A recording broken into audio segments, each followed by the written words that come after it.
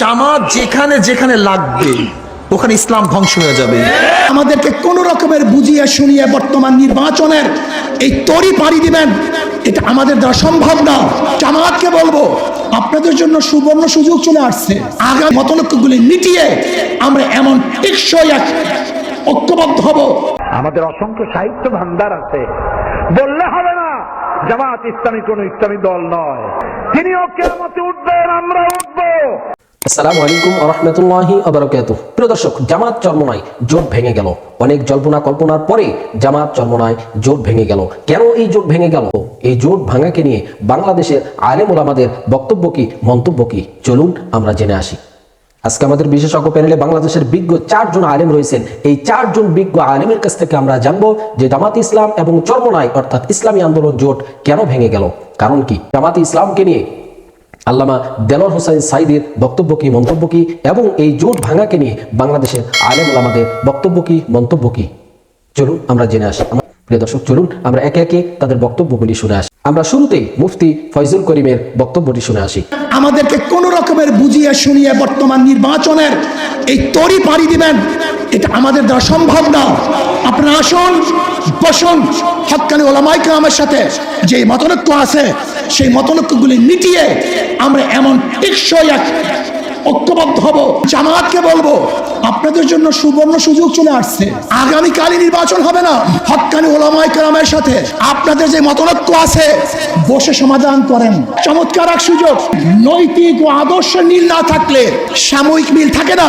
বিএনপির সাথে আপনাদের চরম দোস্তি ছিল, একই সাথে আন্দোলন সংগ্রাম করেছেন, কিন্তু আদর্শ নৈতিক মিল না থাকার কারণে উভয় প্ল্যাটফর্ম ভিন্ন হয়ে গেছে।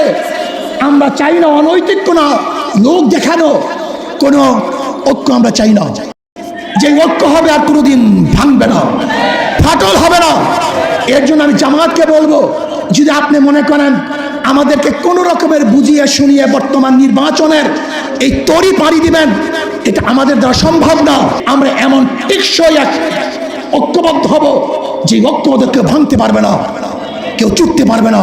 আসুন আমরা সম্মিলিতভাবে ইসলামকে বাংলাদেশে প্রতিষ্ঠা করার জন্য চেষ্টা করব।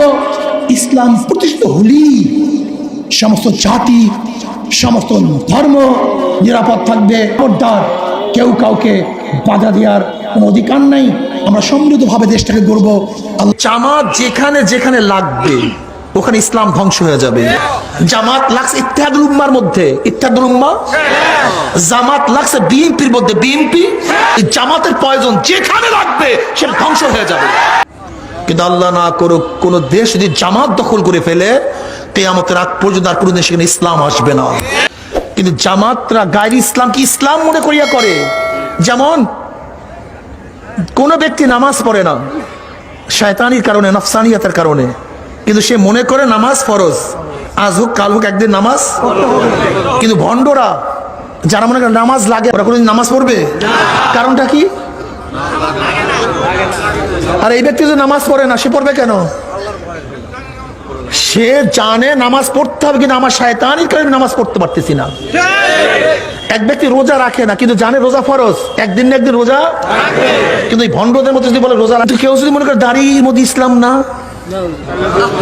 জামাতের বুঝেন, হাজারো আমার বাবারা দাঁড়িয়ে রাখে না, মানে বহুত মানুষ দাঁড়িয়ে রাখে না, মোহাব্বত করে, কিন্তু আমার মনের মধ্যে বারবার প্রেশানি, রাখবো রাখবো, কালকা পরশু আগামী বছর এই পরীক্ষাটা দিয়ে এই বিয়াটা করিয়ে আলো, এই কথা ঠিক না? এই জামাতের অবস্থায় এই হাজারো মহিলারা আছে পর্দা, হাজারো মা বোনেরা আছে পর্দা করে না, কিন্তু মারে মারে হারে পর্দা করা দরকার, করা দরকার। কিন্তু আল্লাহ না করুক, কোন দেশ যদি জামাত একবার দখল করে, সে দেশে পূর্ণ ইসলাম আর কোনোদিন আসবে না। ভাবছিলাম ওদের বিরুদ্ধে কথা বলবো না, মাজলুম, কিন্তু না, তাদের কাজ বন্ধ নাই, চালাইতেছে সমানে। আর কিছু কওমিয়ার, আমাদের কওমিয়ার কিছু লোকদেরকে অর্থের বিনিময়, স্বার্থের বিনিময়ে গোলক করিয়া নিছে তাদেরকে। কথাবার্তা ক্লিয়ার।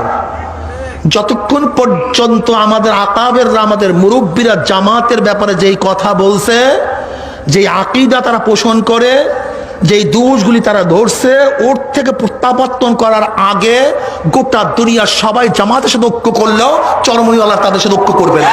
যতক্ষণ পর্যন্ত আমাদের আকাবেররা জামাতের ব্যাপারে, আকীদার ব্যাপারে, আমলের ব্যাপারে যেই কথা বলছে ওই রোজাক না করা পর্যন্ত আহলে হক কোনোদিন তাদের সাথে ঐক্য করবে না।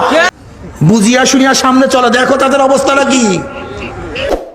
যেখানে লাগবে, যার সাথে লাগবে, তিন জিনিসের নাম শিবির। কয় জিনিসের নাম শিবির?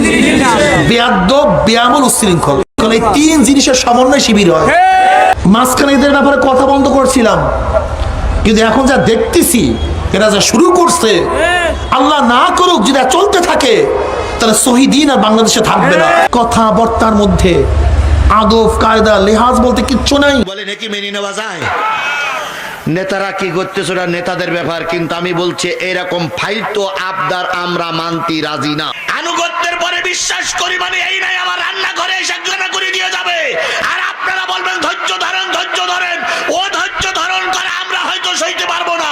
দয়া করে ওদের বাদ দিয়ে আপনারা নিজেরাই দাঁড়ান। আল্লাহ বরকত দিলে আপনারা একাই পাস করতে পারবেন। 143টা আসন না দাও তাহলে আমরা তোমাদের সঙ্গে থাকবো না। আমরা জামাত ইসলামের সঙ্গে বলি ও বাদ দেন, ওসব ভেজাল বাদ দেন, ওসব ভেজাল বাদ দেন। কারণ ও ভেজাল থাকা মানেই বিপদ। কথা বলেন ঠিক না বেঠিক? ওই ভেজাল আরো আগে বাদ দেওয়া লাগতো, কিন্তু আমরা বাদ না দিয়ে রয় বাই মিলাতে যাচ্ছি। ইসলামী আন্দোলন চরমনাই এগিয়ে আছে, আমরা এ গ্রেডে আছি। ফয়জুল করিম পীর সাহেব এইবার ওরা ওই 143 আসনে এগুই আছে, ওরা জরিপে এগুই আছে, তাই 143টা আসন ওকে দিতে হবে। আমি জামাত ইসলামের বলি কি সব ওদের দাও, ওরাই ভোট করুক। পাগলামির একটা শেষ থাকে। এনসিপি সেই দাবি করতেছে 40টা 50টা দাও। বিএনপি এই বুঝে সব কুলারে তাই দিচ্ছে, যা তোকে কারোর একটা দেবো না, আমরা একা একা থাকবো। জামাত ইসলাম একটু দরদ দেখাই গেছে না ভাই, এই দরদ দেখাই গিয়ে 143টা আসন ওরা উচিত, ওটা বুঝবেন, জনগণ বুঝুক। যদি ওরা নাও থাকে তাও জনগণ বুঝবে, অতি লোভে তাঁতি নষ্ট। আল্লাহ সব টুবি আলাদের পরে রহমত নাজিল করুক, সব টুবি আলাদের মিলেমিশে কাজ করার তৌফিক দান করুক। চরমনার পীর সাহেব গোটা বাংলাদেশে 54 বছরের ভিতরে এখন বর্তমান একজন চেয়ারম্যান আছে, ওনাদের ইউনিয়ন চেয়ারম্যান। তাছাড়া ওনাদের গোটা বাংলাদেশে কোন উপজেলা চেয়ারম্যানও নেই আমার জানা মতে, এমপির তো প্রশ্নই ওঠে না। জামাত ইসলাম এক সময় 19টা এমপি পদে পাশ করলো, এক সময় 9টা এমপি পাশ করলো, এক সময় 11টা না 17টা পাশ করলো। তাহলে এনারাই এত কিছু করে এনারা পাচ্ছে না, আর ওনারা একটা ইউনিয়নের চেয়ারম্যান মাত্র। তাই যদি ওনারা 143টা আসন দাবি করে আর যদি বলে যে দাবি না রাখলে আমরা থাকবো না, তাহলে কি করে পায়ে ধরে রাখবেন আপনি বলেন তো দেখি? যাদের ভিতরে সামান্য বুঝ নেই, আকল নেই, বুদ্ধি নেই, বিবেক নেই, গোটা বাংলাদেশের যাদের একটা উপজেলা চেয়ারম্যান নেই, কখনো পাস করতে পারেনি, তারাই এখন আসন চাচ্ছে 143টা। জামাত ইসলামের সঙ্গে বলি ও বাদ দেন, ওসব ভেজাল বাদ দেন, ওসব ভেজাল বাদ দেন। কারণ ও ভেজাল থাকা মানেই বিপদ। কথা বলেন ঠিক না বেঠিক? ওই ভেজাল আরো আগে বাদ দেওয়া লাগতো, কিন্তু আমরা বাদ না দিয়ে রয় বাই মিলাতে যাচ্ছিলাম। যে ঝড় ইসলামের বিরুদ্ধে এসেছে, এই ঝড় এসেছে এই জন্য বাংলাদেশের এমন কোন ঘর থাকবে না যেখানে জামাত ইসলামী পৌঁছাবে না। শান্তির জন্য কল্যাণের বার্তা নিয়ে সারা বাংলাদেশে সর্বত্র ইসলামের দাওয়াত পৌঁছে যাবে। কোরআনের আইন বাংলাদেশে প্রতিষ্ঠা করার জন্য যদি 100 বছর জামাত ইসলামীকে অপেক্ষা করতে হয়, জামাত ইসলামী 100 বছর অপেক্ষা করবে বললে হবে না। জামাত ইসলামী কোন ইসলামী দল নয়। যিনি বলেন তিনিও কিয়ামতে উঠবেন, আমরা উঠব। 50 বছর কোরআনে কারীমের খেদমত করি, আর 1973 সনে জামাতের রুকন হয়েছি। জামাত যদি সাহাবীদের বিরুদ্ধে হবে, জামাত যদি রসুলের বিরুদ্ধে হবে, আমার 50 বছরের একটা ওয়াজের মধ্যে সাহাবী আর রসুলের বিরুদ্ধে কোনো কথা থাকা স্বাভাবিক ছিল না? আছে কোথাও? আমার পা থেকে শুরু করে মাথা পর্যন্ত সুন্নতের কোনো অভাব আছে? যেরকম দাড়ি ওই রকমই আছে। আপনারাই তো দেখতেছেন, উল্টো পাল্টা দেখছেন, উল্টো পাল্টা দেখছেন। তাই আমাদের আকীদা খারাপ। কি খারাপ হয়েছে আকীদা? আমার কোন নেতা আকীদা খারাপের কথা বলেছে? আপনারা বলেন জামাত ইসলামী কোন ইসলামী দল নয়। আল্লাহকে ভয় করুন, কিয়ামতে আসামি হতে হবে, আসামি হতে হবে। প্রিয় দর্শক, এতক্ষণ আমরা শুনছিলাম বাংলাদেশের বিজ্ঞ আলেমের কাছ থেকে যে জামাত চরমোনাই জোট ভেঙে গেল কেন, জামাত চরমোনাই জোট ভেঙে যাওয়ার কারণ কি, জামাত চরমোনাই জোট ভেঙে যাওয়াকে নিয়ে বাংলাদেশের আলেম ওলামাদের বক্তব্য কি, মন্তব্য কি, এবং জামাত ইসলাম কেমন দল সে বিষয়ে কথা বলেছেন আল্লামা দেলোয়ার হোসাইন সাইদি। প্রিয় দর্শক, জামাত ইসলাম জোট অবশেষে ভেঙে গেল। তবে একটি কথা আমার খুব মনে পড়ে যায় যে আসলেই একটা প্রবাদ আছে যে জোর করে পীড়িত হয় না, জোর করে ভালোবাসা হয় না। জামাত ইসলাম চরমোনাইকে অনেক শ্রদ্ধার সাথে, সম্মানের সাথে তাদেরকে নিয়ে কাজ করতে চেয়েছিলেন, জোট করতে চেয়েছেন। একটা সময় জামাত ইসলামকে চরমোনাই পীর সাহেব অনেক রকম কথা বলেছেন জামাত ইসলামকে নিয়ে, ছাত্র শিবিরকে নিয়ে, সে বক্তব্যগুলিও আমরা শুনেছি। কিন্তু জামাতের আমির, জামাত ইসলামের দলের সংগঠনের ব্যক্তিরা তাদের সঙ্গে, চরমোনাই পীর সাহেবের সঙ্গে কথা বলে তারা শেষমেশ জোট করতে চেয়েছিলেন।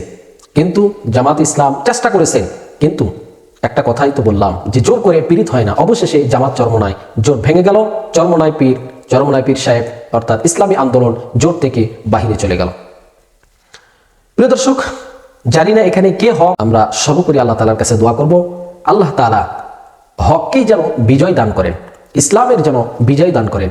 সে যেই দলই হোক না কেন, আল্লাহ তাআলা যেন হকের বিজয় দান করেন, ইসলামের বিজয় দান করেন। ইমানদারদের সংখ্যা কমই হয়। বদরের যুদ্ধের ঘটনা মনে পড়ে যায়। কাফের মুশরিক বেঈমানদের সংখ্যা ছিল 1000 আর মুসলমানদের সংখ্যা ছিল মাত্র 313 জন।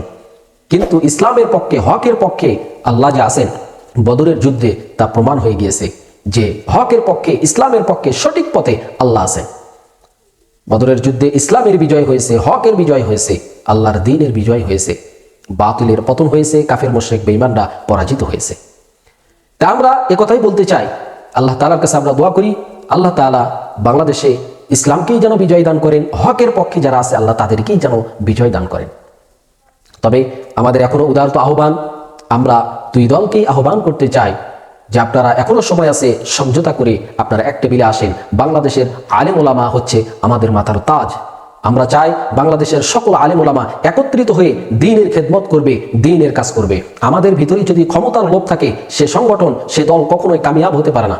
কোনো দল যদি মনে করে যে আমার এতগুলো আসন লাগবে, এতগুলো মন্ত্রিত্ব লাগবে, আমার এটা লাগবেই লাগবে, আসলে সেই দল, সেই সংগঠন কখনোই কামিয়াব হতে পারবে না, সফল হতে পারবে না।